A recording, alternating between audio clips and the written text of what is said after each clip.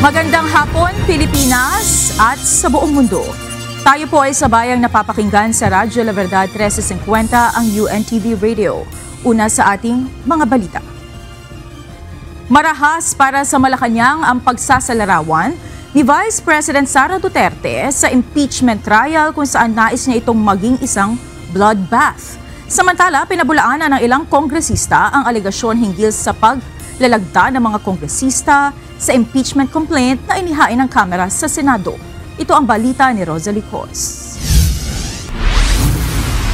As lawyers, alam naman natin ang galawan ng mga abogado, no? Marami silang mga paraan sa batas as a legal recourse for their clients. But sinabihan ko na rin talaga sila, really, I truly want a trial because I want a bloodbath talaga. Lumikha ng kontrobersya ang pahayag na ito ni Vice President Duterte nang tanungin kaugnay sa ginagawang paghahanda ng kanyang mga abogado para sa napipinto niyang impeachment trial. Ayon sa pangalawang Pangulo, gusto niya ang paglilitis dahil gusto niya ng bloodbath. Pero para sa Malacanang, marahas ang pahayag. Medyo may pagkabayulente ang tugon ng ating Vice Presidente pero we hope that it is just a figure of speech and it should not be taken literally.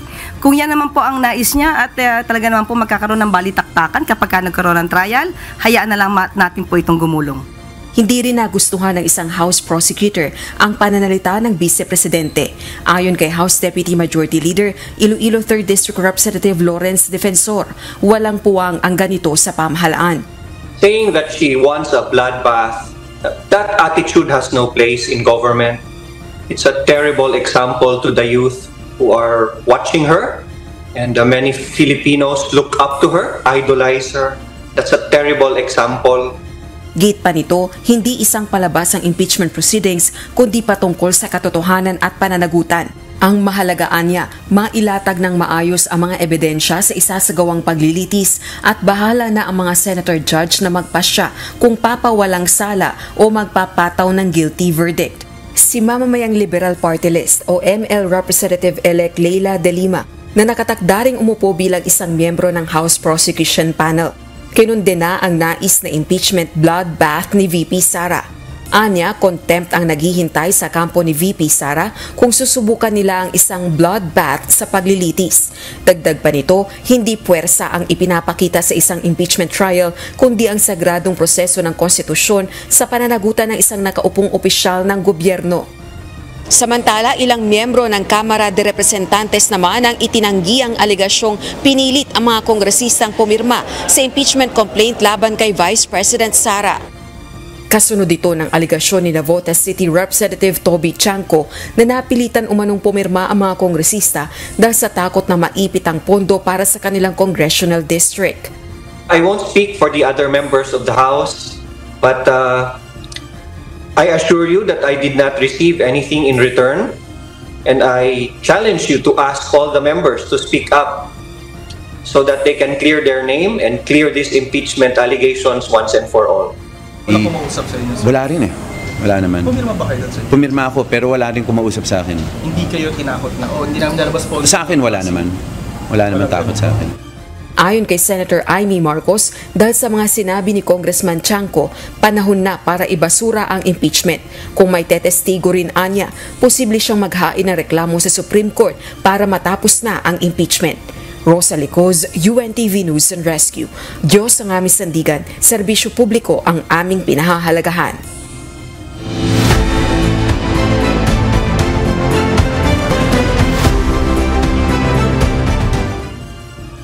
Dapat nang tumutok ang mga nahalal na opisyal sa kani-kanilang trabaho at iwasan na ang anumang issue sa nagdaang eleksyon. Ito ang panawagan ng Malacanang kasunod ng issue sa umano'y sisihan sa pagkatalo ng ibang senatorial candidates na sinuportahan ni Pangulong Ferdinand Marcos Jr.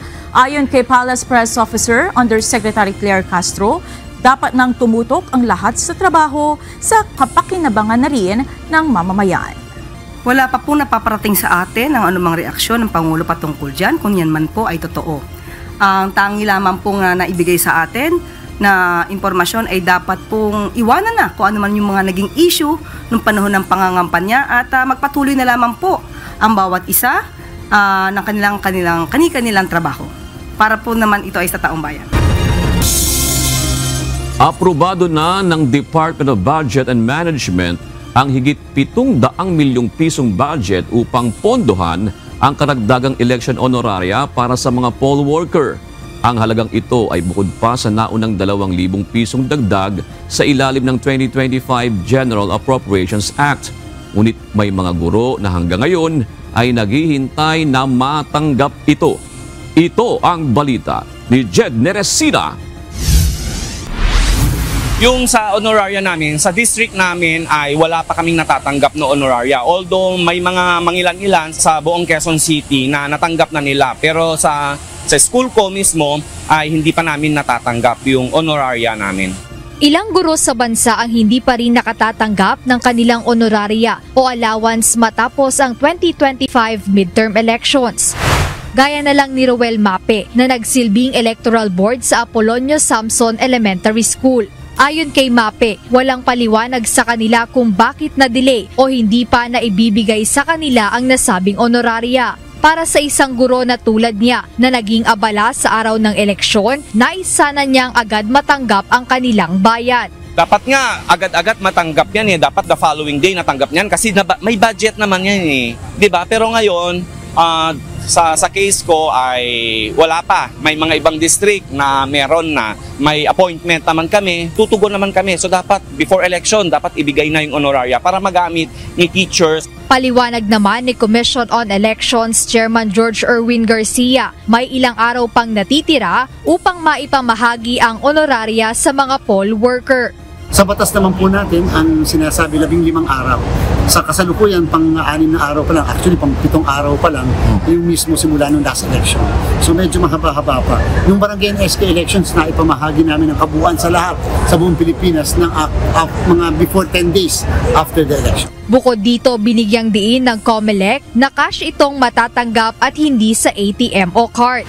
Samantala, tiniyak ng Department of Budget and Management na mayroon pang dagdag na 1,000 pisong honoraria bukod sa naunang 2,000 piso. Kaugnay din nito, hinihiling ni Chairman Garcia ang karagdagang benepisyo o kompensasyon para sa mga guro at election workers na magsisilbi sa mga susunod na halalan sa bansa. Sana automatically sa bawat eleksyon, meron dagdag kaagad na escalation. Para naman din, batas na yon. Hindi na natin ihihingi at sasama sa budget. At saka may additional dapat pang ibang benefits.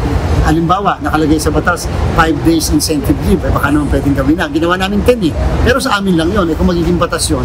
And such other benefits sana. Para naman po kahit paano, ganahan yung mga guro natin na makapagsilbi sa isang eleksyon.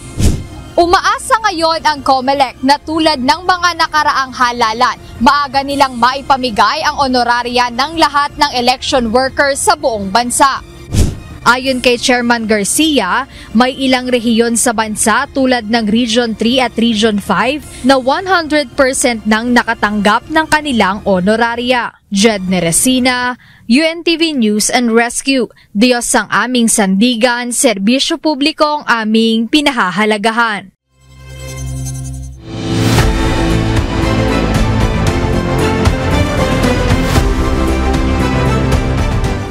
Samantala, kinindena ng bagong henerasyon at Duterte Youth Party List ang naging desisyon ng National Board of Canvassers na ipagpaliban ang proklamasyon sa kanilang pagkapanalo sa 2025 midterm elections. Questionable para sa dalawang party list ang batayan ng NBOC sa hindi pagproklama sa kanilang pagkapanalo. Ito ang balita ni Joan Nano. Labis na ipinagtataka ng bagong henerasyon party list ang naging batayan ng National Board of Canvassers para ipagpaliban ang proklamasyon sa kanilang pagkapanalo sa katatapos lamang na 2025 midterm elections. Sa isang opisyal na pahayag, kinuwestiyon ng BH Party List ang biglaang pagsuspinde ng NBOC sa kanilang proklamasyon bilang isa sa mga nanalong party list sa House of Representatives.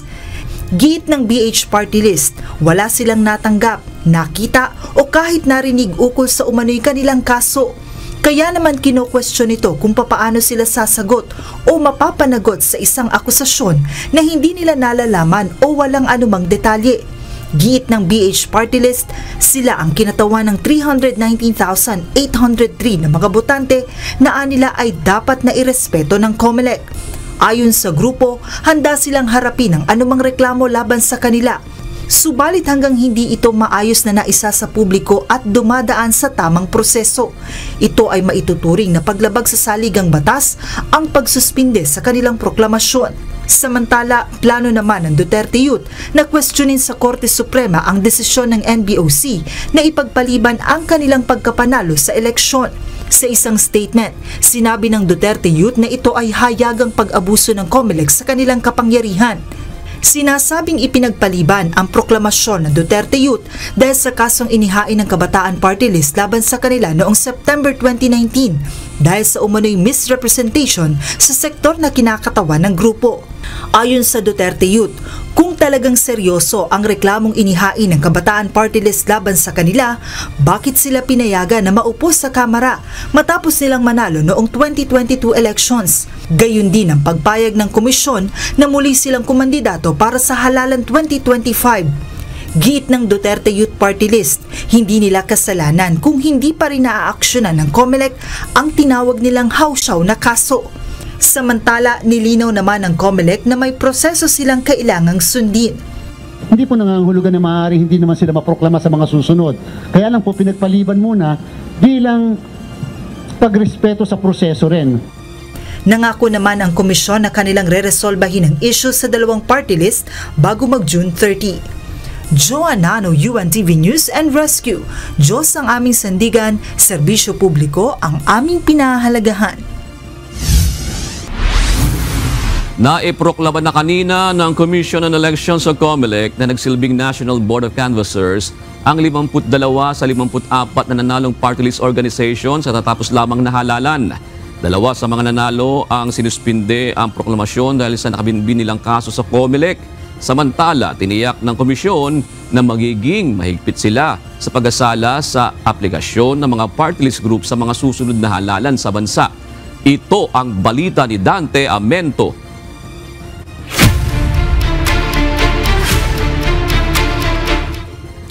Dante, tapos na ba ang proklamasyon?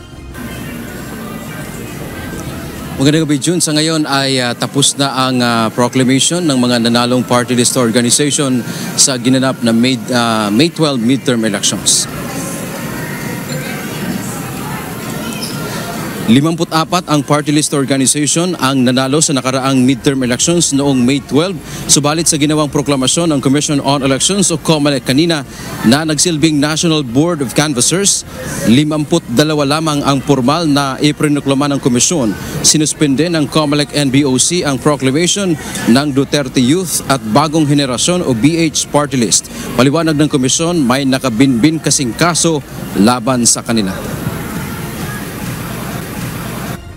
Sinuspend po ng komisyon ng National Board of Canvassers ang kanilang proklamasyon dahil sa pending cases nila. Hindi dahil sa may mga final na mga motion, manifestation, or whatever to suspend proclamation, pero ito po'y base sa determination mismo ng National Board of Canvassers. Kaugnay nito sa halip na 63 nominees din sana ang maiproklama ay 59 na lamang. Suspindido din kasi ang proklamasyon ng 3 nanalong nominee ng Duterte Youth at isang nominee naman ng Bagong Henerasyon Party List. Batay sa datos o National Certificate of Canvass ng NBOC, ang Akbayan, Duterte Youth at Tingog ay nakakuha ng tig-3 seat sa Kamara. Bagamat hindi pa naiproklama ang nominees ng Duterte Youth Party List, bunsod ng kanilang kaso.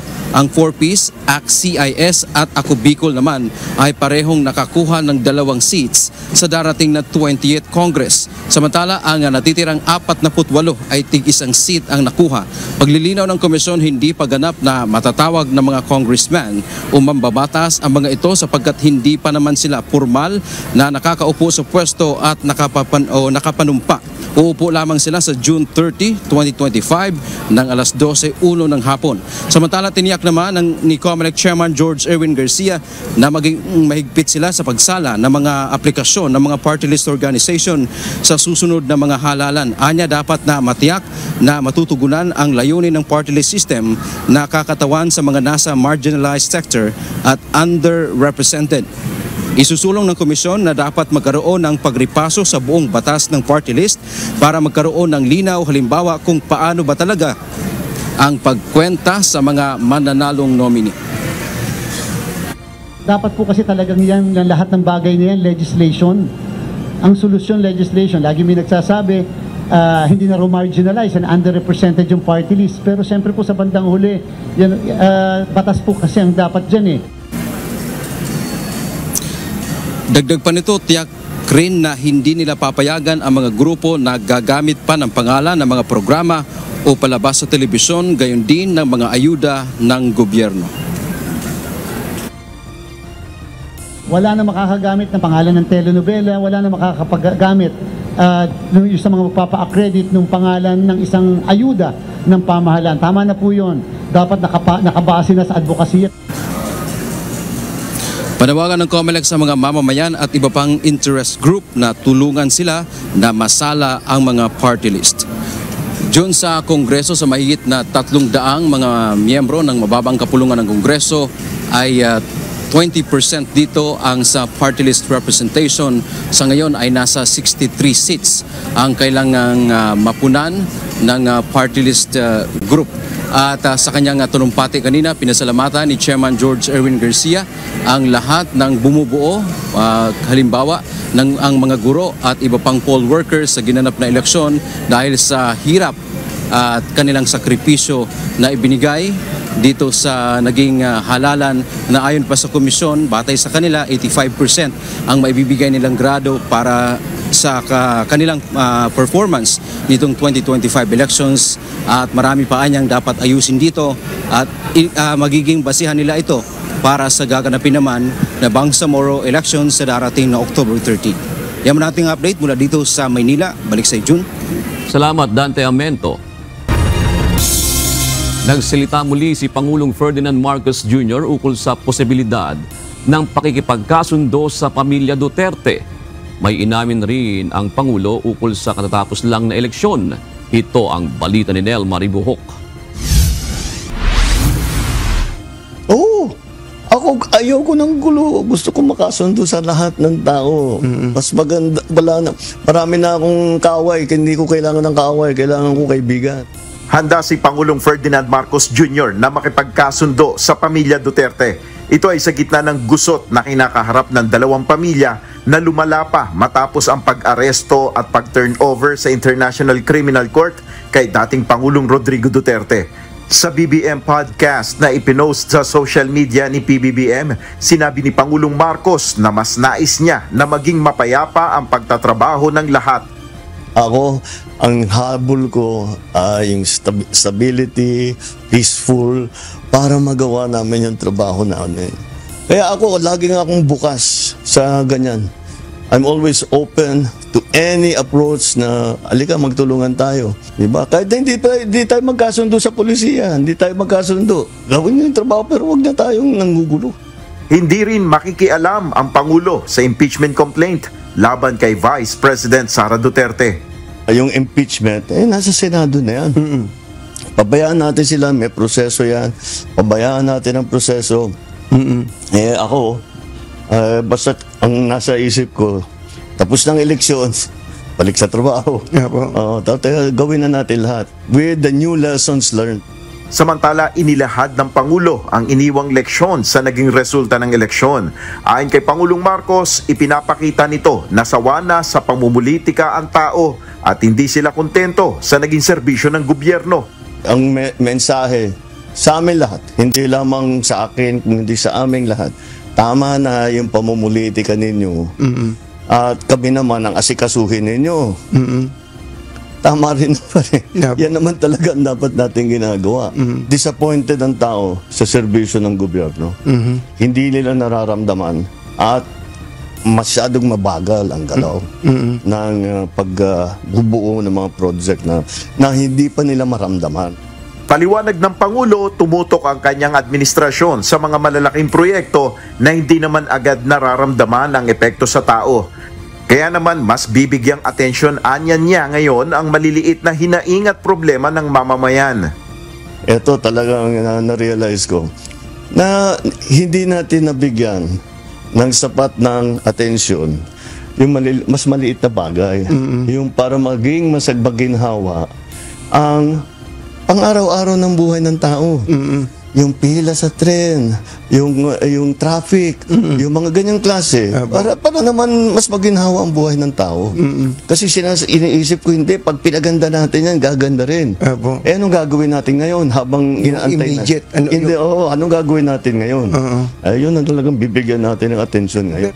May babala rin si Pangulong Marcos sa mga miyembro ng gabinete na hindi magtatrabaho ng maayos. Yung mga hindi ako happy, tinanggal ko na. Kung hindi sila nakapag-perform na mabuti, ito nga, sasabihin, pakinggan niya yung tao. Sa tanong naman kung papaano siya dapat nakilalanin bilang leader, sagot ng Pangulo, I want to be respected but maybe fear is better. Sa huli, may iniwan ring mensahe si PBBM sa publiko. Lagi kaming nakikinig sa kanilang hinain, sa kanilang nagiging problema at tinahanapan natin ng long-term solutions. At ngayon, talagang ipamadaliin na namin yung immediate solution. Nel Maribuhok, UNTV News and Rescue, Diyos ang aming sandigan, serbisyo publiko ang aming pinahalagahan. Narito naman ang mga balita sa iba't ibang panig ng mundo ay hatid ng ating global correspondent na si Jack De Ocampo mula sa Chester, United Kingdom.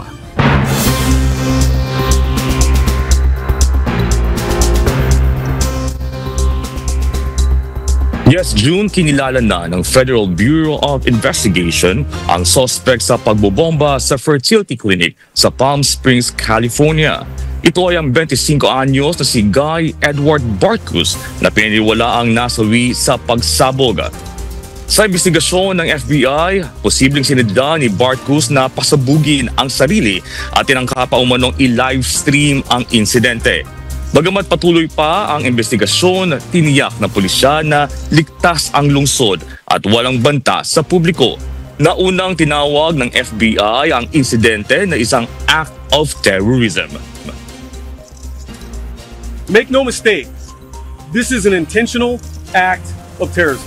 The FBI is investigating it as such. Our Joint Terrorism Task Force is here, working in lockstep with the Palm Springs Police Department, the ATF, and a whole host of agencies that I've already mentioned.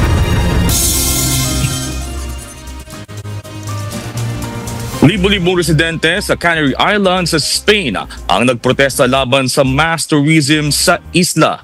Anila ito ay sumisira sa kalikasan at komunidad. Nananawagan ng mga ito sa pamahalaan na agad tugunan ang tumataas na renta, problema sa paligid at labis na paggamit ng mga pampublikong serbisyo. Tinatayang aabot sa 100,000 ang nakilahok sa kilos protesta sa Tenerife, Gran Canaria, Lanzarote at Fuerteventura upang ipanawagan ang paghihigpit sa turismo. Bunso nito hinihikayat ang mga British tourists na muling pag-isipan ang pagbisita sa rehiyon dahil sa tumitinding tensyon. Iminungkahi ng presidential candidate ng Democratic Party of Korea na si Lee Jae-myung na amyendahan ang konstitusyon. Ito ay upang payagan ang Pangulo na tumakbo muli para sa pangalawang termino. Ngunit babawasan ng tagal sa pwesto mula 5 taon sa 4 na taon. Bagamat umiwas si Lee na direkta sagutin kung tatakbo siyang muli, iminungkahi niyang kailangan ang halfway evaluation para sa administrasyon. Sinabi rin niya na dapat limitahan ang paggamit ng veto powers ng Pangulo, lalo na kung may kinalaman sa mga kaso ng korupsyon. Nais din ni Lee na palakasin ang kapangyarihan ng National Assembly kabilang ang paghirang ng Prime Minister nominees. Si Lee ang nanguna sa pinakabagong Gallup survey kung saan nakakuha siya ng 51% ng suporta mula sa publiko, malayo sa puntos na nakuha ng kanyang mga kalaban. Tinalo ni pro-EU at liberal mayor Nicusur Dan ng Bucharest ang nasyonalista at Alliance for the Union of Romanians o AUR leader na si George Simeon. Nakuha ni Dan ang 55% ng boto matapos matinding kampanya kung saan pangunahing isinulong niya ang paglaban sa korupsyon at pagsuporta sa Ukraine. Pinuri naman ng mga leader ng Moldova, Ukraine at European Union ang panalo ni Dan. Anila, ito ay maituturing na tagumpay para sa demokrasya at pagkakaisa sa Europa. Ang eleksyon ay ginanap matapos ang kontrobersyal na pagbawi sa resulta ng nakaraang eleksyon dahil sa umano'y Russian interference. Unang sinabi ni Simeon na siya ay biktima ng smear campaign, ngunit kalaunan ay kinilala rin niya ang pagkatalo. Papayagan ng Israel na makapasok ang pangunahing pagkain sa Gaza. Ito ay upang maiwasan ang malawakang gutom matapos ang 10 linggong blockade sa mga pagkain, gamot at gasolina. Ayon kay Prime Minister Benjamin Netanyahu, base ito sa rekomendasyon ng Israeli Defense Forces upang suportahan ang kanilang bagong military offensive laban sa Hamas. Kasabay nito, naglunsad ang Israel ng extensive ground operation sa Gaza habang patuloy ang airstrike sa mga ospital at lungsod na nagdulot ng maraming casualties at pinsala sa mga medical facility. Patuloy din ang mga diplomatikong pagsisikap para sa posibleng ceasefire, ngunit walang malaking pag-usad sa kasalukuyang negosasyon. Matagumpay na narating ng British mountaineer na si Kenton Cool ang summit ng Mount Everest. Ito ang ika-19 na pagkakataon na narating niya ang tuktok ng world's highest mountain.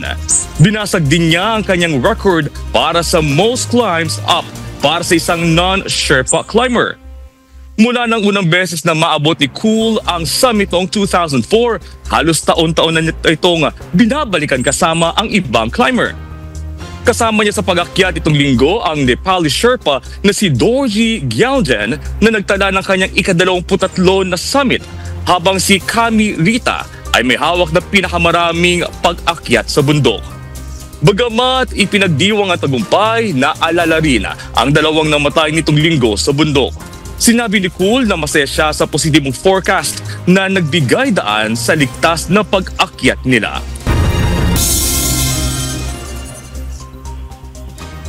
At yan ang mga balita mula sa iba't ibang panig ng mundo. Mula dito sa Chester, United Kingdom. Ako si Jack De Ocampo. Magandang gabi. Iniimbestigahan na ang lahat ng sangkot sa umano'y maanumalyang 1.4 billion peso land acquisition deal ng Overseas Workers Welfare Administration o OWA. Dahil sa issue, pinalitan ni Department of Migrant Workers Undersecretary Patricia Yvonne Kaunan si Ernel Ignacio bilang OWA Administrator. Ayon sa Malacanang, iniimbestigahan na rin ang iba pang opisyal kung sangkot sa naturang umano'y iligal na pagbili ng lupa. Sa ngayon po ay under investigation pa po ang lahat, at kung meron pa pong iba mga opisyal na involved dito, magkakaroon po ng aksyon. Kung sila may tatanggalin, sususpindihin, at maagarang investigasyon po ang kinakailangan dito. Una na sinabi ni Ignacio na sasagutin niya ang issue sa tamang foro. Pagtutuunan ng pansin ng Pilipinas at Mongolia ang ugnayan sa isa't isa. Isa sa katuparan nito sa pamamagitan ng kooperasyon sa ekonomiya, kalakalan at turismo. Ito ang balita ni Ivan Alvarez. The future of our bilateral partnership finds strength in our resource-rich economies. And as middle-income countries, we share an interest in pursuing cooperation to sustain our promising development trajectories. Pagpapaunlad ng ekonomiya. Ito ang pinagtutulungang tutukan ng Pilipinas at Mongolia upang makamit ang pag-unlad bilang mga middle-income country. Ayon kay Foreign Affairs Secretary Enrique Manalo, sa pamamagitan ito ng muling pinagtibay ng mga kasunduan sa pagitan ng dalawang bansa. Kabilang dito ang lalong pagpapalakas ng ugnayan sa kalakalan, pamumuhunan at aktibong private sector collaboration. Tinalakay din ng mga ito ang pagpapalawak ng kooperasyon at pagbibigay ng mas malawak na market access na kapaki-pakinabang sa dalawang bansa. I'm pleased to note our mutual commitment to strengthening economic and trade ties, including collaborative efforts to expand our trade volume. Samantala, nais din ng Pilipinas at Mongolia na lalo pang mapatibay ang bilateral relations sa pagitan ng isa't isa. Plano ng mga ito na palawakin pa ang mga oportunidad sa iba't ibang sektor gaya ng turismo, edukasyon, outsourcing, technology at disaster risk reduction. We were joined in this bilateral meeting by the Departments of Economy, Economic Planning and Development, formerly NEDA, and by the Technical Education and Skills Development Authority, or TESDA. This demonstrates how much potential there is to develop in our bilateral relations. Tiwala naman ang Pilipinas at Mongolia na magiging masigla at makabuluhan ang ugnayan ng isa't isa, lalo na at nakafocus ang mga pagpupulong sa pagbuo ng mga konkretong resulta. Mongolia remains steadfast in its commitment to work closely with the Philippines to deliver meaningful, lasting outcomes for our peoples and to contribute to a more peaceful, prosperous, and sustainable future for the region and the world. Mananatili hanggang bukas ang Mongolian Foreign Minister at kinikilala bilang kauna-unahang official visit sa Pilipinas mula noong 1984. Ivan Alvarez, UNTV News and Rescue. Diyos ang aming sandigan, serbisyo publiko ang aming pinahahalagahan.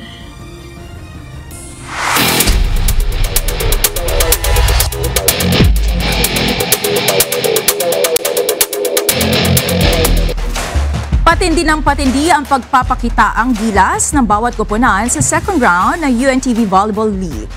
Bawat team ay hindi nagpapatinag upang makasiguro ng pwesto patungong finals. Ito ang balita ni Jed Neresina.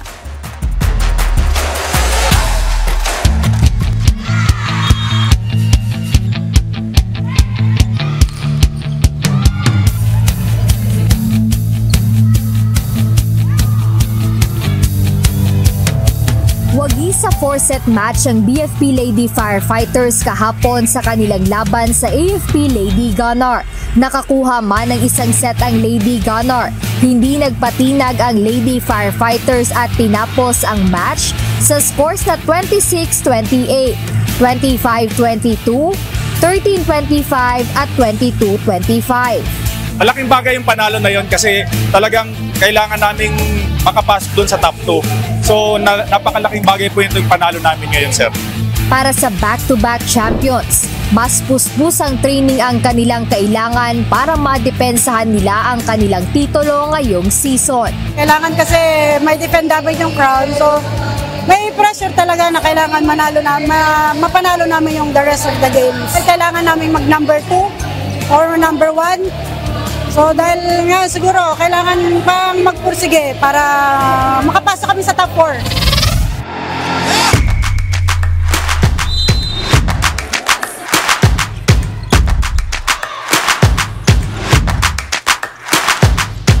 Sa second game, balik aksyon ng Comelec Suffragettes matapos maging abala sa katatapos lang na 2025 national and local elections. Hindi na nila pinatagal pa ang match kontra NCMH Wellness Warriors at kinuha ito sa scores na 25-14, 26-24 at 25-19. Mahalaga sa amin kasi pag natalo kami dito, pwede kaming maunahan ni PNP at ni BFP. So yun ang iniiwasan namin. Ayaw na namin lumaro pa na, do or die. Para sa Wellness Warriors, bilang rookie team ngayong Season 3, tuloy lang sila sa pag-eensayo sa kanilang opensa at depensa. Maganda naman yung game, yung transition ng game. Although, medyo kulang lang kami doon sa depensa especially. Opensa halos nagkakaparehas lang din. So, yeah, siguro yung team kailangan pa mag-workout doon sa sa transition ng offense talaga.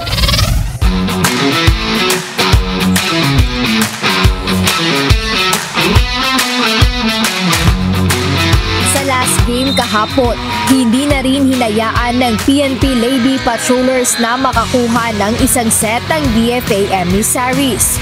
Agad nilang winakasan ang laro sa scores na 7-25, 10-25 at 21-25. Nagpo-focus lang kami sa goal namin na makapasok sa quarters or semis. Kung ano man ibibigay sa amin ng Panginoon, pinaghihirapan namin. Aminado naman ng emissaries na hindi naging madali ang laban nila kontra sa PNP. Wala, hard service talaga yung kalaban namin. Then kahit tararin namin yung receive, anong magagawa namin, mas experience yun. Tapos, pero lumaban naman kami, pinakita pa rin naman yung best nila kahit kulang-kulang kami. Abangan ng huling set of games sa second round ng UNTV Volleyball League Season 3 sa darating na Miyerkules, May 21 live pa rin sa Paco Arena. Maghaharap sa Game 1 ang BFP Lady Firefighters laban sa DFA Emissaries. PhilHealth Consulta Health Insurers kontra NHA Home Master sa Game 2. At AFP Lady Gunnar laban sa Comelec Suffragettes sa Game 3. Ito na ang huling mga laro bago ang knockout games, kaya huwag palampasin ang mas tumitinding bakbakan sa volleyball court. Mapapanood din ito via live streaming sa UNTV Sports Facebook page at YouTube channel. Jed Neresina, UNTV News and Rescue. Diyos ang aming sandigan, serbisyo publiko ang aming pinahahalagahan.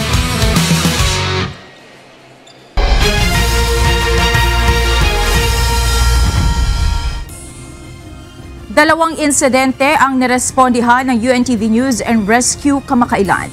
Isa rito ang lalaki sa Zamboanga City na binugbog umano ng katrabaho, habang ang isa ay motorcycle accident sa EDSA. Ito ang balita ni Lizelle Nael. Isang 35 anyos na lalaki ang nag-report sa Santa Maria Police Station, Zamboanga City dahil umano sa pambubugbog sa kanya ng kanyang katrabaho gabi ng May 16. Ayon sa biktima, may binili lang siya sa karinderya nang biglang may sumuntok sa kanya. Nagtamo ang biktima ng hiwa sa kaliwang kilay at sa kanang parte ng ilong at nagkapasarin sa kaliwang pisngi. Nilapatan ng UNTV News and Rescue Team ng cold compress ang biktima bilang paunang lunas bago dinala sa Zamboanga City Medical Center.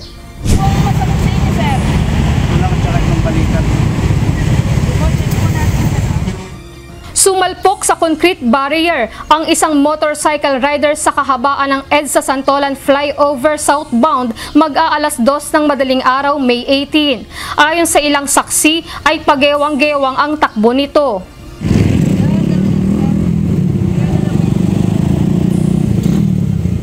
Naabutan na ng UNTV News and Rescue Team ang 41 anyos sa motorcycle rider na nasa gilid na ng gutter. Galing sa trabaho bilang security guard ang biktima at pauwi na sana sa kanilang bahay sa Ugong, Pasig City. Ayon sa concerned citizen na nag-report ng aksidente, nag-overtake sa kanya ang motorcycle rider at pagdating nito sa flyover ay nakita niyang sumemplang na ito. Nag-overtake po sa akin itong motorcycle na isa. Medyo gumewang ng konti. Then, after a minute lang, pag-apakit na nasa tolan, biglang ng traffic. Sa ganyan niya, mag-akit ko ng flyover, nakita ko na itong nakamotor na nag-overtake sa akin na spam lang na. Then, nalalayan ko pa siya papunta dito sa gutter. Matapos ma-assess ng team, binigyan agad ng first aid treatment ang biktima na nagtamo ng hiwa sa ilalim ng kanang tuhod at pamamaga ng kaliwang balikat. Napaso rin ito sa likurang bahagi ng kaliwang hita at nagtamo ng mga gasgas sa tuhod, kamay at braso. Agad na dinala ang pasyente sa Mandaluyong Medical Center upang mabigyan ng karagdagang atensyong medikal. Lizelle Nael, UNTV News and Rescue. Diyos ang aming sandigan, serbisyo publiko ang aming pinahahalagahan. Pinag-aaralan na ng Department of Agriculture ang pagtatakda ng ceiling price sa bentahan ng palay ng mga magsasaka upang matiyak na walang magsasamantalang mga traders. Ayon naman sa grupong Bantay Bigas, dapat matagal na itong ginawa ng pamahalaan dahil lugi na ang mga lokal na magsasaka bunsod ng bagsak na presyo ng palay. Ito ang balita ni Nel Maribuhok. Well, meron na kaming listahan of areas na identified na talagang mababa ang bili masyado ng traders sa mga farmers. May 32 lugar sa Luzon ang iniimbestigahan na ng Department of Agriculture kung saan may nangyayaring umanong pananamantala ng rice traders sa mga magsasaka.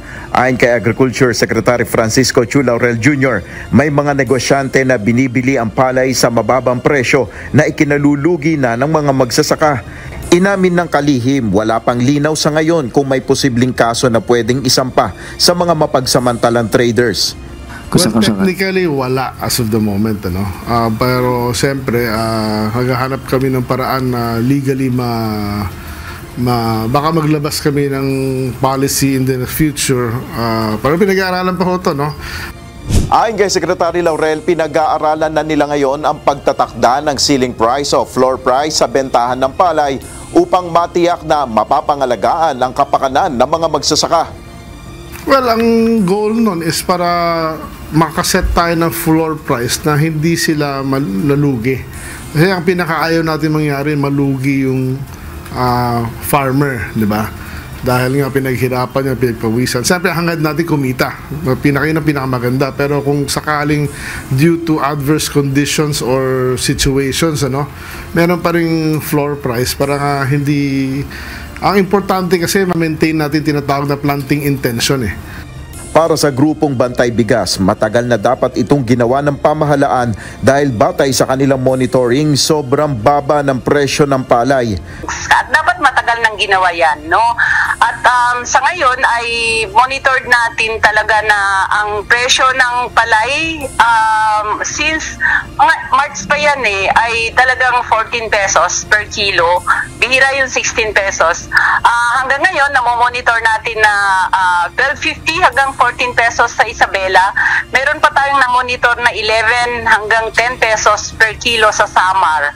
So, talaga naman mas mataas pa yung patuka ng manok kaysa dyan sa palay ng ating mga magsasaka. Ayon kay Bantay Bigas spokesperson Cathy Estavillo, upang hindi lugi ang mga magsasaka, dapat hindi bababa sa 21 pesos kada kilo ang bentahan ng palay. Nel Maribuhok, UNTV News and Rescue, Diyos ang aming sandigan, serbisyo publiko ang aming pinahalagahan. Ipinanukala ng Department of Trade and Industry ang pagbuo ng isang ahensya na tututok sa pagsugpo sa iligal na kalakalan sa bansa. Partikular na tinukoy sa pagdinig sa Senado ang paglaganap ng bentahan ng illegal vape products na may masamang epekto sa kalusugan, lalo na ng mga kabataan. Ito ang balita ni Asher Cadapan Jr. This is nicotine salt. Yes, correct? And because none of the vendors registered with DTI, so dapat walang nagbebenta sa merkado ng nicotine salt. But it's available. This was just bought yesterday. Nabahala si Senador Sherwin Gatchalian sa talamak na bentahan sa merkado ng ilang pinagbabawal na vape products. Paliwanag ng mababatas, ito ay malaking banta sa kalusugan ng publiko, lalo pat may nakikitang pagtaas sa paggamit ng naturang produkto sa mga kabataan. Sa pagdinig ng Senate Committee on Ways and Means, inihayag ng Department of Trade and Industry o DTI na noong nagdaang taon, bumaba ang bilang ng mga nakukumpiska nilang illegal vape products. Ngunit muling tumaas ang bilang nitong Pebrero ngayong taon. Ayon kay DTI Assistant Secretary Marcos Valdez II, marami man silang nahuhuli, patuloy na hamon sa kanila ang pagpapatupad ng batas laban sa mga kontrabandong ito. When we go to an area, medyo pong mga vape retailers, mayroon po silang mga chat group. So, pagpasok po namin sa isang store and we go to the other store, sarado na po yung mga store. So, we have coordination with the PNP as well as the NBI to assist us for the numbers para mas marami po kaming pagpunta namin sa area. Sabay-sabay po yung mga stores. Ganito rin ang problemang ibinahagi ng Bureau of Internal Revenue sa panig naman ng law enforcement. Ayon kay BIR Assistant Commissioner Jethro Sabriaga, tuso na rin ang mga trader ngayon. Nung pagpunta namin sa mga vape shops, ang naka-display doon mga legit products, yung mga may stamp, mga registered products. But when you look at the Facebook pages of these vape shops, and if inquiries are made with the vape shops by people other than enforcement people, madidiscover natin na may ibinebenta sila at may pinagtataguan sila ng mga illicit vape products nila. And usually, tama ho yun, nasa bahayan. Ayon sa BIR, mahirap para sa mga ahensya ng gobyerno na gaya nila na walang law enforcement authority upang labanan ang mga iligal na kalakalan, lalo na't wala naman din silang sapat na istruktura, sistema at kagamitan para dito. Walang mga baril, walang mga enforcement training yung mga tao para ho mag-enforce nitong against illicit trade. That's why we are proposing a one government approach, including DTI, DOH, no, and our local government units dito sa undertaking na ito. Short of the creation of an agency or an office that will have a budget, will have a funding on an illicit trade task force.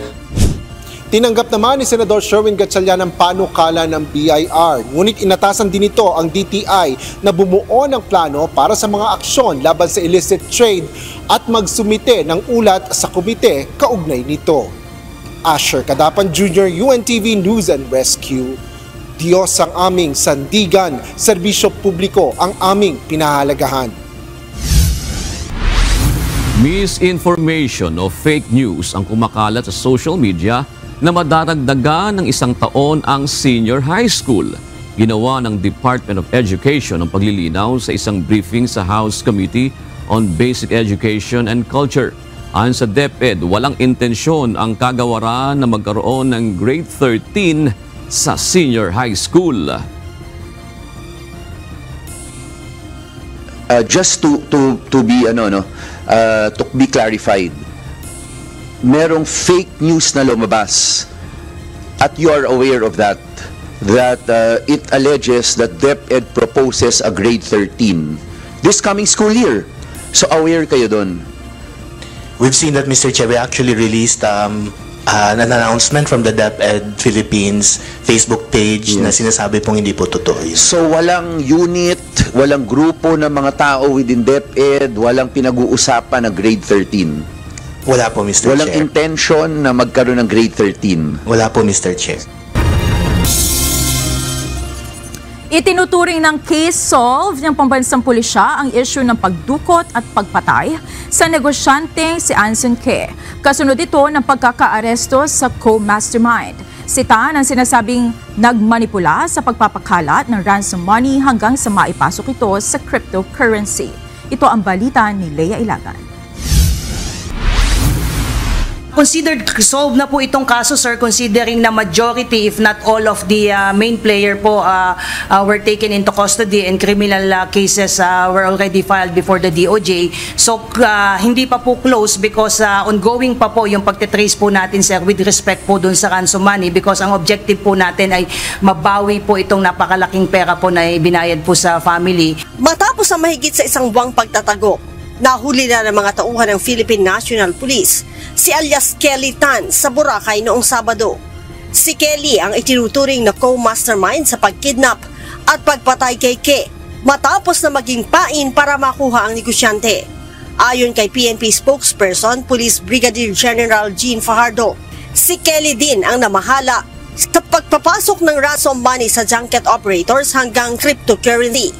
Under custody na po natin si Kelly na alam po natin na malaki po ang naging papel dito po sa naging pagkidnap and eventually pagpatay po kay Ginoong Anson Ke at kay Ginoong Armani Pabilio, yung kanyang driver, dahil naniniwala nga po tayo na marami pong alam na information po. Sa ngayon po ay hindi po nagsasalita itong si Kelly at we already sought the assistance po ng ating foreign counterparts sa Chinese Embassy to help us ferret out the truth.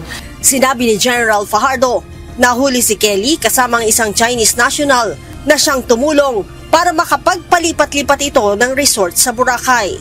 Ang lumalabas po ay hairdresser po itong si Jabing na allegedly siya po ang tumulong dito kay Kelly po. Siya po ang nag-check-in po sa kanya dahil nga medyo mainit na po si Kelly, so hindi po siya nagpo-front. Ang nagpo-front po itong si Wu Jiabing. Ito po yung mga nakuha po na ebidensya. Kung mapansin niyo po ay mayroon pong isa na it appears na mukhang suspecha po natin na ito po ay being a hairdresser po ay mukhang i-disguise po niya si Kelly po to avoid the detection po ng mga pulis po at mga otoridad po na umahabol po sa kanya. Ang dalawang nahuli ay sinailalim na sa inquest proceedings sa Bureau of Immigration dahil sa paglabag sa immigration law. Undesirability po, violation po ng immigration law. Nung ma-aresto po natin, at least ma-take into custody po natin si Wu Jiabing, ay wala po siyang maipakita na anuman pong passport o any legal document to justify his presence po dito po sa Pilipinas. Kaugnay nito, itinuturing ng solve ng PNP, subalit hindi pa close ang kaso ng pangingidnap at pagpatay kay Ke. We want to really find out kung asaan po talaga, sino talaga yung nakinabang o at least end user po nitong ransom money. Kung matatandaan nyo po, based po sa tracing po ng Anti-Money Laundering Council at ACG po, ay nagpasalin-salin po itong pera po na ito ransom using the e-wallets po ng dalawa pong junket operators which is the Nine Dynasty and White Horse Club po. So nagpasalin-salin po yan dun sa kanilang mga players until such time na nailipat po ito as cryptocurrency po. Kaugnay nito, inaayos na ng PNP ang mga dokumento upang maibigay ang 10 milyong pisong reward money sa informant na nagbigay ng impormasyon para maaresto si alias Kelly. Sa ngayon, 5 suspect na ang hawak ng mga otoridad na kinabibilangan ni na Richardo Austria at Raymart Katikista na nahuli sa Palawan. Ang mastermind na si David Tan Liao na sumuko sa mga otoridad at si Kelly Tan na co-mastermind na nahuli sa Boracay. Isang suspect na lamang ang hinahanap ng mga otoridad at ito ay si Jonin Lin. Leia Ilagan, UNTV, News and Rescue. Diyos ang aming sandigan, serbisyo publiko ang aming pinahahalagahan. Arestado sa ginawang entrapment operation ng mga otoridad ang isang peking dentista na nag-aalok ng serbisyo online. Paalala naman ng mga otoridad maging maingat sa pakikipagtransaksyon sa pamamagitan ng internet o social media. Ito ang balita ni Grace Doctolero. Natuto siya doon sa pag-a-apprentice din sa dental clinic. So doon nila natutunan yung kung paano ang paglagay ng brace sa mga tao, sa mga nagiging mga client nila. Inaresto ng matauhan ng Regional Anti-Cybercrime Unit Cordillera Administrative Region o RACUCAR ang isang peking dentista sa Baguio City na naaktuhang nagsasagawa ng dental procedures. Batay sa ulat ng Regional Anti-Cybercrime Unit Cordillera, matagal nang minamanmanan ang naturang suspect dahil sa iniaalok nitong illegal na serbisyo sa online. Ayon kay Regional Anti-Cybercrime Unit Cordillera Administrative Region Head Police Colonel Maria Teresa Pucay, inilunsad nila ang entrapment operation matapos ang cyber patrolling.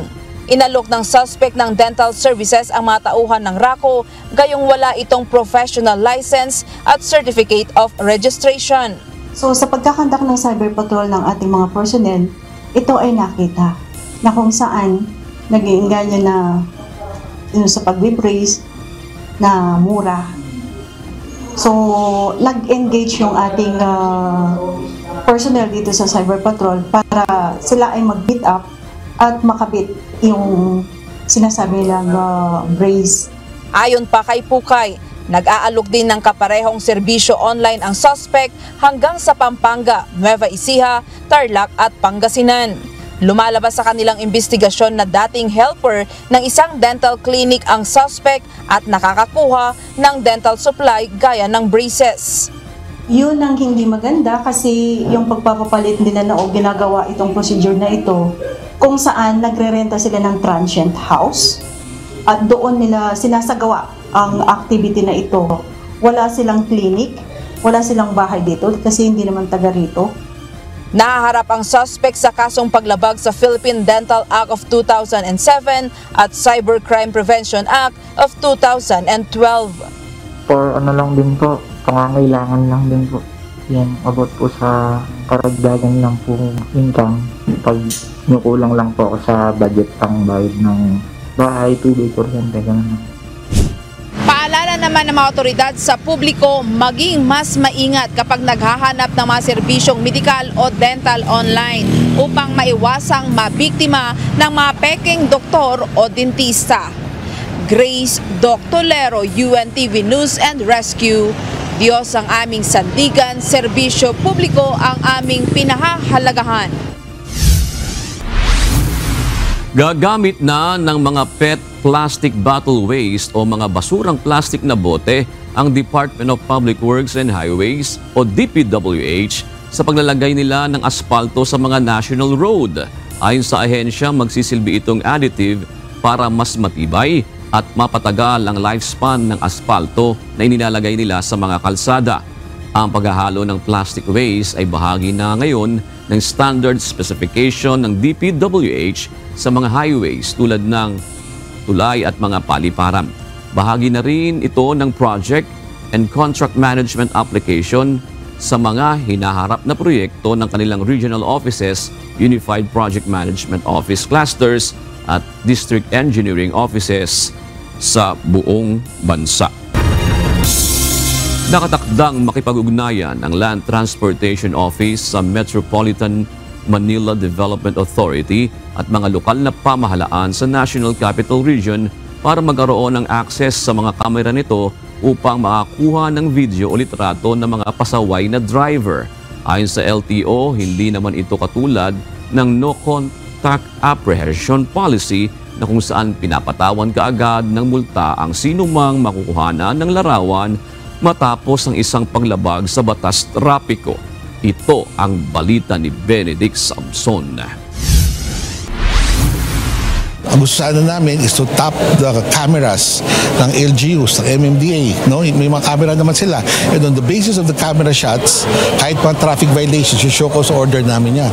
Mas agresibong kampanya kontra mga pasaway na motorista. Ito ang nais na maipatupad ng Land Transportation Office. Upang magawa ito, pakikipag-ugnayan sila sa Metropolitan Manila Development Authority at mga lokal na pamahalaan sa National Capital Region para magkaroon sila ng access sa mga kamera ng mga ito. So we would like to propagate this even di na kami maghihintay ng mga reports sa Facebook, sa Instagram or TikTok or sa aming sariling 24/7 contact line, no? Whether it is speeding, beating the red light, kasi kadalasan ang Facebook mga aksidente, no? Ito we want to go down kasi ang sabi ng presidente, discipline Ayon kay Land Transportation Office Chief Assistant Secretary Vigor Mendoza II, bukod sa LTO hotline, may mga sumbong na din na nakararating sa kanila sa pamamagitan ng social media. On the basis of the video or the picture, nag-i-issue po tayo ng show cause order doon sa may-ari ng sasakyan. Doon sa may-ari, sinasabi natin, sabihin mo sa amin sino yung driver at the time. So may show cause order yung may-ari ng sasakyan, tapos pag nalaman namin sino yung driver, siya yung show cause order namin yung driver. Nilinaw naman ng LTO na ang paggamit ng larawan o video na galing sa social media ay iba sa No Contact Apprehension Policy o NCAP. Remember the issue at that time was due process. Yes. Nape-penalize ka agad yung motorista kahit hindi pa siya nakakapagsagot, no? So dito sa ating proseso naman, we show cause order pa lang naman to, wala pang penalty. So they're given the chance to explain. Taong 2022, ipinagutos ng Supreme Court na itigil ang implementasyon ng NCAP dahil sa petisyon ng ilang transport group. Sinabi rin ng LTO na nakahanda silang sumunod sa kung anuman ang maging desisyon ng Korte Suprema patungkol sa NCAP. Benedict Samson, UNTV News and Rescue. Diyos ang aming sandigan, serbisyo publiko ang aming pinahahalagahan.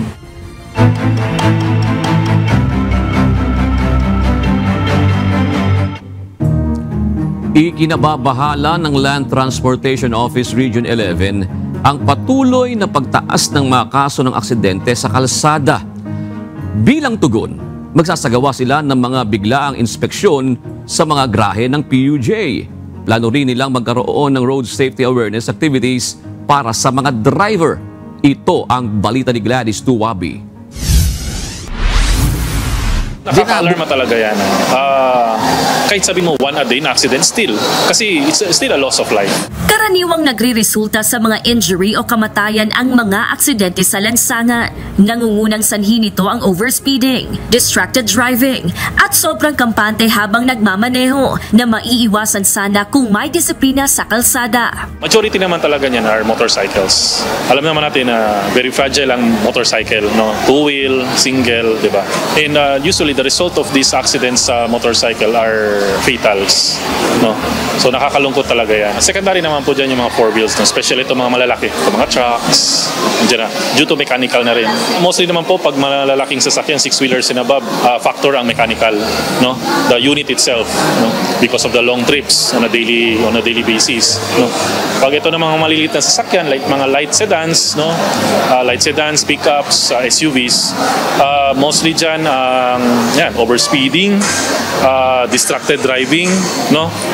Being too complacent sa kalsada lang, to relax, no? Hindi nakafocus. Kaninang madaling araw lamang, 5 pasahero ang nasugatan matapos magbanggaan ang 2 pick-up sa Davao Bukidnon National Highway. Batay sa inisyal na investigasyon, nakatulog umano sa pagmamaneho ang driver ng isa sa mga sasakyan na kasalukuyang nasa kustudiyan ng mga pulis. Para maiwasan ang mga katulad na pangyayari, paiigtingin ng LTO-11 ang kampanya para sa road safety. May nakaplano ng road safety discussion sa drivers ng mga Bus at Truckers Association upang ipaalaala at bigyang diin ang maayos na pagmamaneho. Magsasagawa rin sila ng lingguang surprise inspection sa garahe ng mga pampasaherong jeep katuwang ang Land Transportation Franchising and Regulatory Board o LTFRB upang matukoy agad ang mga sirang unit at huwag munang ipagamit. So pag nagkaroon po na may mga findings na mga defective units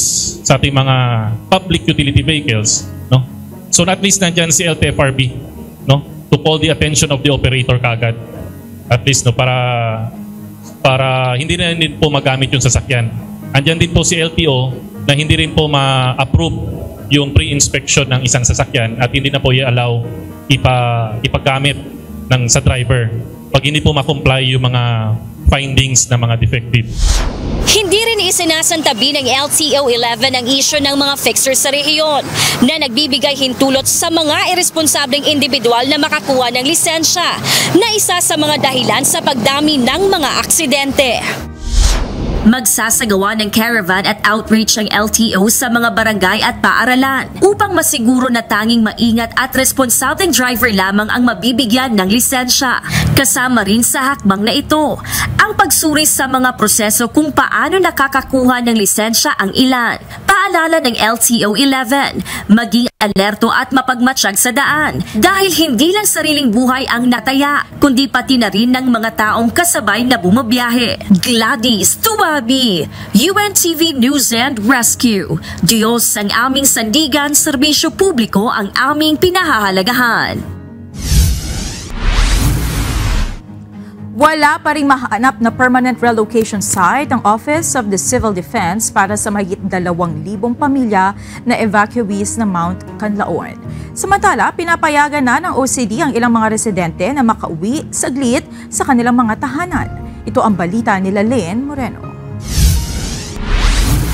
Isa dito sa mga discuss naman ang selections ng sites bala for permanent evacuation sites kag relocation sites, no? Ang mga LGUs like La Canlaon City nag-submit siya, and then La Castellana, La Carlota, and Bago City. May mga areas dito nga na hindi gid pwede kapasar.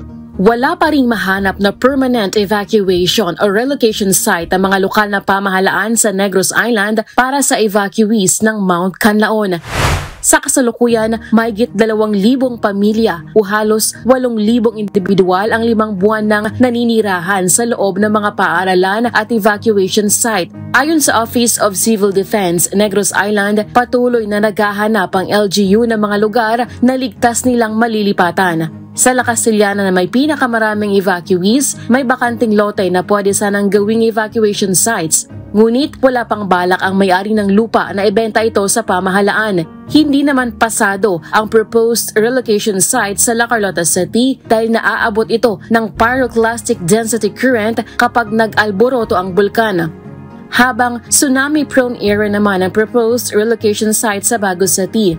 Ang mga apektadong LGU ang maaaring magsumite ng kanilang budget request sa Department of Budget and Management para mapunduhan ang pagpapatayo ng mga relocation site. Ayon sa OCD, hanggang nananatili ang aktibidad ng bulkan, posibleng abutin pa hanggang barangay at sangguniang kabataan elections ang mga evacuees sa mga evacuation centers. Samantala, pinapayagan na ang mga residente na makauwi sa kanilang bahay para alagaan ang kanilang mga hayop o pananim. Maigpit naman silang minomonitor dahil may mga napaulat na ilang mga evacuees na nagpapalipas ng gabi doon sa kanilang mga tirahan. Para makalabas ng evacuation center, kailangan nilang kumuha ng pass slip sa kanilang mga camp manager para may maipakita sila sa mga border checkpoint. Balik na nato ng ang pagtugot siyang sa mga head of the families nga makabisita sa ilang balay during the window hours natin from 6 a.m. to 4 p.m. Noong nakaraang linggo, ipinagbawal muna ang pagpasok sa loob ng permanent danger zone matapos pumutok ang bulkan. Laline Moreno, UNTV News and Rescue. Diyos ang aming sandigan, serbisyo publiko ang aming pinahalagahan. Pinag-iingat ng lokal na pamahalaang panlalawigan na Siquijor ang publiko dahil sa ulat na kaso ng zoonotic disease o ang mga sakit na kumakalat mula sa hayop sa probinsya. Samantala, naobserbahan ng Philippine Ports Authority ang pagdami ng trucks papunta sa Batangas Port kasunod ng limitasyon sa San Juanico Bridge. Itinayo naman ang command post ng Office of the Civil Defense sa San Juanico Bridge para umasiste sa mga motorista. Sa Davao Occidental naman, hindi na madaanan ang ilang kalsada dahil sa epekto ng malakas na pag-ulang dala ng Intertropical Convergence Zone.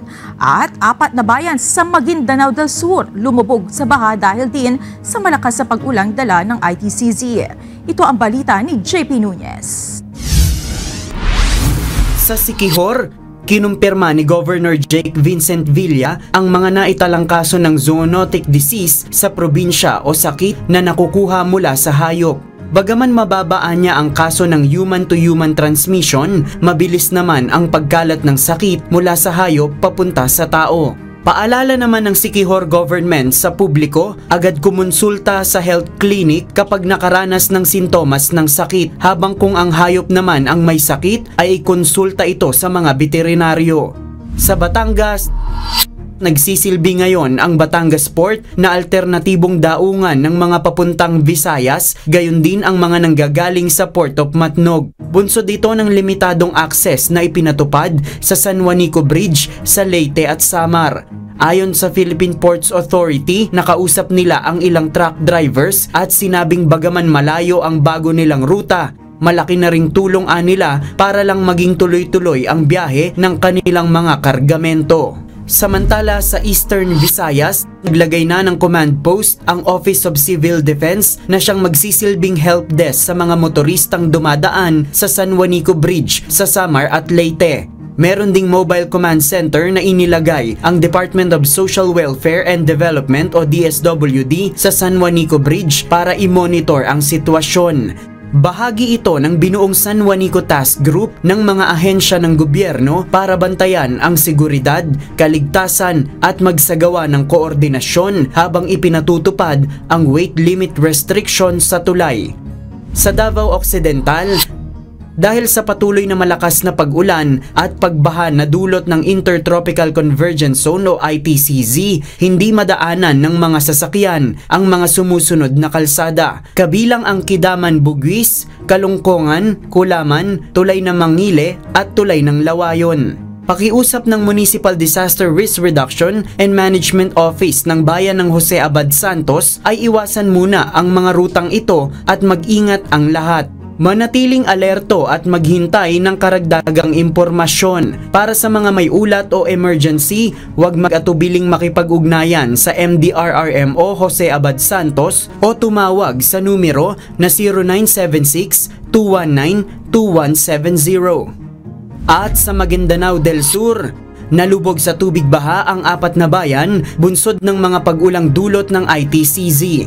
Kabilang sa mga apektadong bayan ay Datu Abdullah Sangki, Sheriff Aguac at Datu Saudi Ampatuan. Ayon sa Office of Civil Defense Bangsamoro Autonomous Region, nasa mahigit 6,000 na pamilya o nasa 30,115 na mga individual ang apektado ng pagbaha. Tinatayang aabot sa mahigit 20 ektarya ng mga pananim ang napinsala ng baha tulad ng palay, mais at mani. JP Nunez, UNTV, News and Rescue. Diyos ang aming sandigan, serbisyo publiko ang aming pinahahalagahan.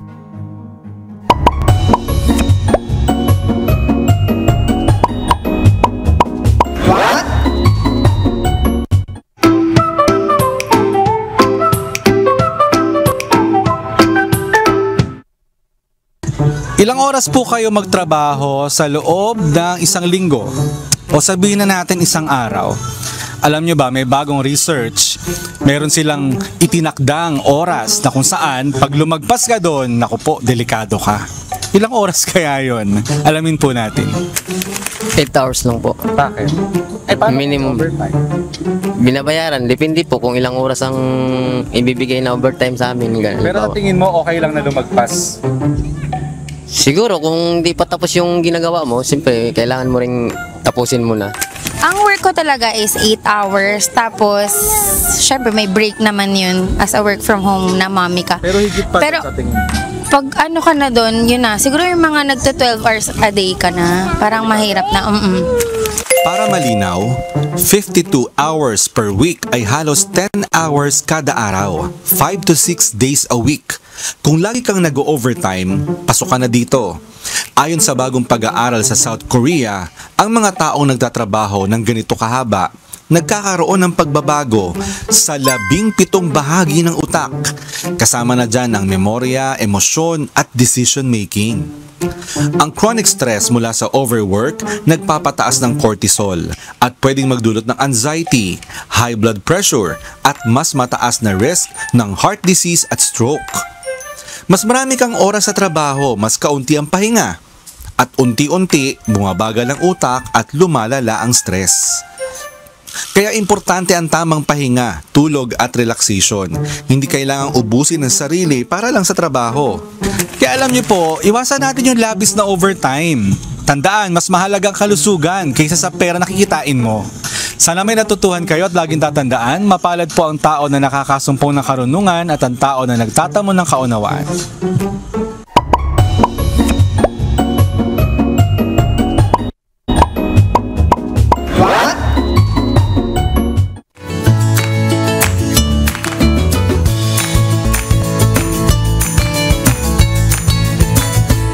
Narito naman po ang ating mga kausi ngayong araw po ng Monday. Salamat po at shoutout kina Darwin Tolentino, Job De Jesus Del Loro at Richard Javier. Gayon din kay Len Cuevas, Venji, Xavier ba to? Xavier? Oo, mamili na lang po kayo. At Gregorio Peñaverde Jr.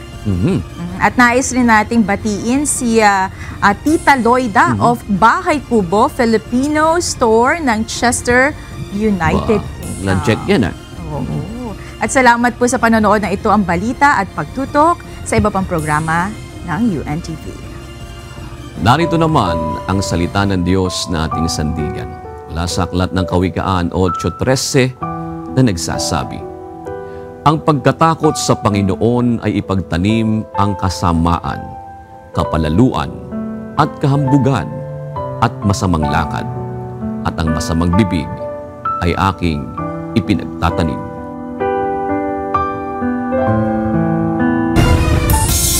At yan ang naging kabuuan ng ating balitaan ngayong gabi. Aming inilahad ng buong katapatan kung paano namin nasaksihan.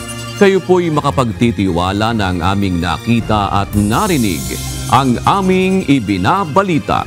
At dito po sa UNTV, Diyos ang aming sandigan, serbisyo publiko ang aming pinahahalagahan. Magandang gabi po.